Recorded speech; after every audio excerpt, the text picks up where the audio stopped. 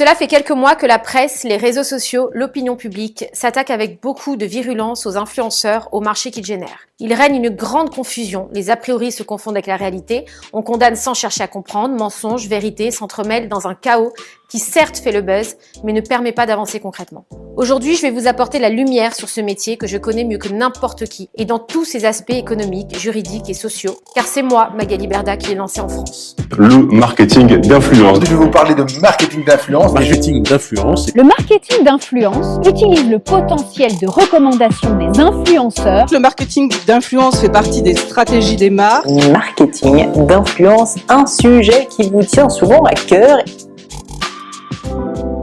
Dans cette vidéo, je vais d'abord vous expliquer avec la plus grande transparence mon métier, à la fois dans ses aspects techniques et juridiques. Ensuite, je vous donnerai mon sentiment sur les débats économiques, sociétaux et moraux qu'il soulève. J'ai commencé le métier d'assureur à 23 ans à peu près. J'étais en fac et j'étais obligée de travailler à côté parce que j'avais pas les parents qui assumaient financièrement. Donc j'ai dû travailler à côté. J'ai trouvé ce métier de commercial. À l'origine, je suis commerciale. Mon métier est de vendre. J'ai vendu au cours de ma carrière des vêtements, des assurances et aujourd'hui, c'est encore le même métier que je fais mais dans un nouveau marché que j'ai lancé par hasard et qui n'était pas développé en France et dont je n'aurais jamais soupçonné l'ampleur qu'il allait prendre. Moi, je viens du Sud, donc je connaissais absolument pas ce monde-là. D'ailleurs, ce monde-là ne me connaissait pas. Donc, ça a été très vite et j'ai fait de très belles rencontres.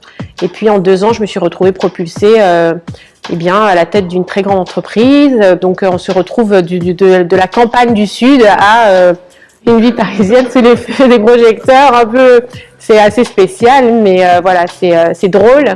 En 2016, alors que je suis dans une situation professionnelle particulièrement compliquée, je rencontre par hasard des jeunes candidats de la télé-réalité. En discutant avec eux, je m'aperçois que les marques utilisent leur image et leur visibilité en contrepartie de nuits d'hôtel gratuites, des vêtements, d'échantillons, etc.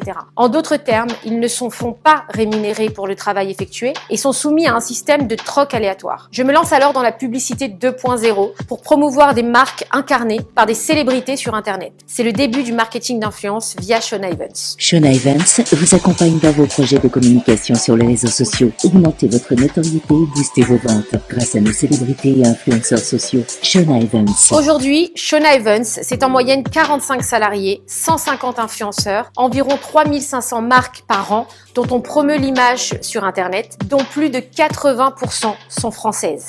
L'agence a été créée sur l'affect, c'est-à-dire que c'est ça qui a fait la réussite de Shona Evans, c'est que c'est une histoire. C'est une vraie histoire, c'est pas une société qu'on a montée comme ça parce qu'on s'est dit que j'allais gagner beaucoup d'argent ou des choses comme ça. Et ça s'est fait dans la misère. Et donc, il y a une vraie histoire autour de tout ça. Le marketing d'influence, comment ça marche? Le marketing d'influence permet à une entreprise de faire la promotion de son produit en s'appuyant sur la notoriété de personnalités qui diffusent le contenu à leur communauté. Le marketing d'influence est une stratégie axée sur l'utilisation d'influenceurs afin d'amplifier le message d'une marque et augmenter son taux d'engagement auprès d'une cible de qualité. En fait, c'était que des petites entreprises qui démarraient comme moi et qui n'avaient pas les moyens d'investir dans de la publicité aujourd'hui, que ce soit en télé ou en magazine. On estime qu'un tiers des internautes suivent au moins un influenceur. Le placement de produits se fait sur des posts ou des stories, à l'aide souvent d'un code promo qui permet de fidéliser le consommateur et de voir concrètement le taux de conversion entre la promotion et la vente. Si je te fais investir par exemple 1500 € dans une publicité sur un magazine, tu ne sais pas combien ça va te rapporter. Mais si je te fais investir 1500 € sur des influenceurs, grâce au code promo, je vais pouvoir te dire exactement combien d'argent tu as gagné. Car c'est la première fois qu'une entreprise peut calculer et savoir surtout son retour sur investissement et donc anticiper les risques. 75% des internautes suivant un influenceur ont déjà acheté un produit suite à la publication d'un contenu par ce dernier. Et du coup, les petits entrepreneurs, eux, ils me disaient mais c'est génial, ok je le fais, je préfère faire ça que de faire une pub dans un magazine.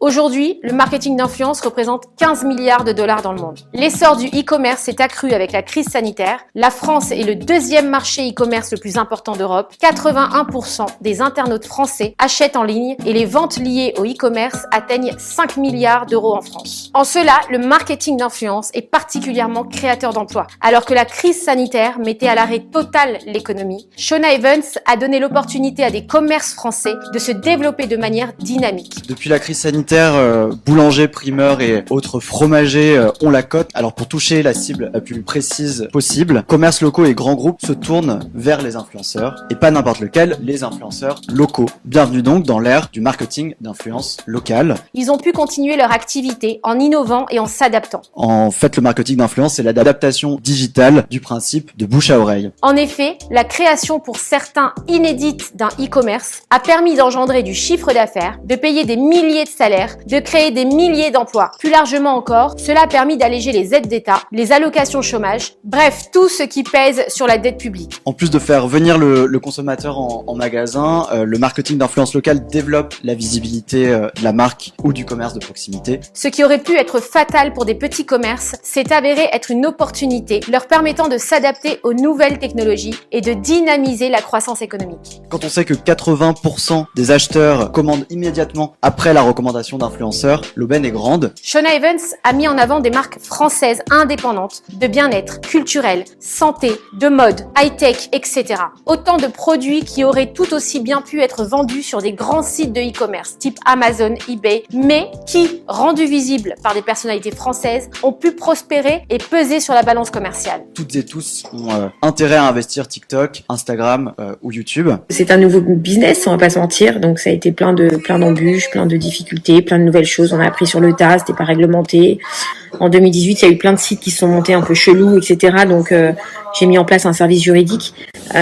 Du coup, parce que voilà, on apprend comme c'est nouveau.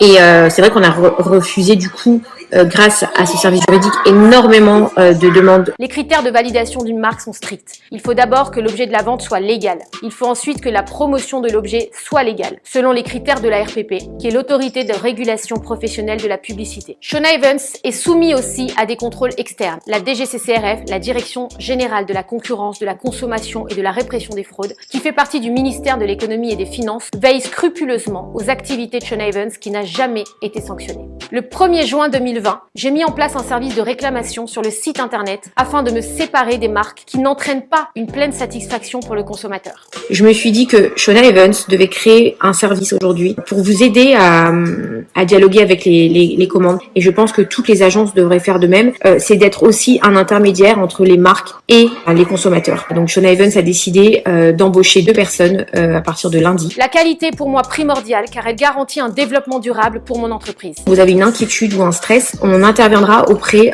des marques pour vous aider à avoir votre réponse. Donc c'est vrai qu'une agence de com qui fait du SAV, ça casse un peu les codes, mais en soi, moi j'adore casser les codes. Aujourd'hui, l'agence gère environ 150 influenceurs. Ces célébrités sont issues de télé-réalité, de la télévision, mais aussi du milieu artistique. Ils font la promotion des marques à leur manière, en fonction de l'image qu'ils veulent librement exprimer sur leurs réseaux sociaux. Un influenceur, c'est quelqu'un qui gagne des milliers d'euros et des fois même plus que ses parents en créant du contenu et en animant une communauté sur les réseaux sociaux.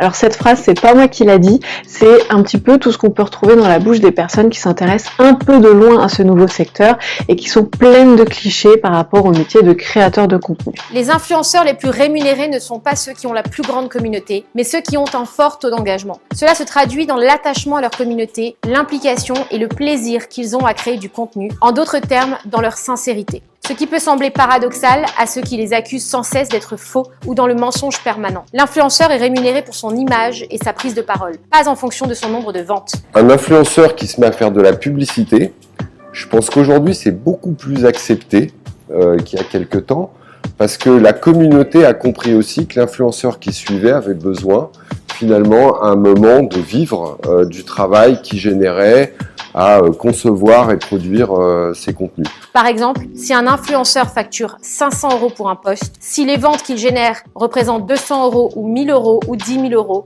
son prix ne changera pas. Il sera payé 500 € comme c'était convenu au début. Les sommes investies par les marques peuvent paraître excessives et je le comprends. Elles sont la rencontre d'une offre, d'une demande et celle de la publicité de manière générale. Alors oui, les marques déploient un budget très important dans la publicité et aujourd'hui dans le marketing d'influence, mais c'est la manière la plus efficace d'en faire. La manière de promouvoir une marque ou un produit est en pleine mutation et dans certains cas, la publicité traditionnelle ne suffit plus.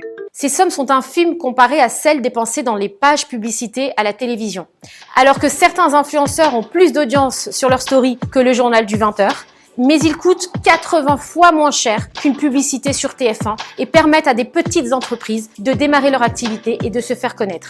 On a vu émerger une nouvelle discipline, le marketing d'influence, devenu partie intégrante de l'écosystème publicitaire et levier de communication indispensable. L'agence se rémunère à hauteur de 30% sur chaque contrat passé avec la marque, mais je tiens à dire que Shona Evans est une société française qui paye des charges, des impôts et tout ce qui s'ensuit. Je regarde beaucoup vos messages, les influenceurs aussi. Ça nous fait pas plaisir quand on voit des messages négatifs. Si on peut faire quelque chose qui vous aide et qui vous montre qu'on est là pour vous aussi dans les bons et dans les mauvais moments et qu'on n'est pas là juste pour vous faire acheter des produits.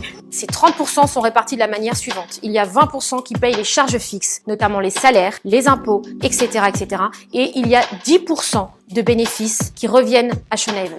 Moi, je suis toujours en train de me remettre en question. J'estime que dans un nouveau business, il faut le faire bien et on apprend avec le temps. Et il faut apprendre de tout ça pour faire les choses bien.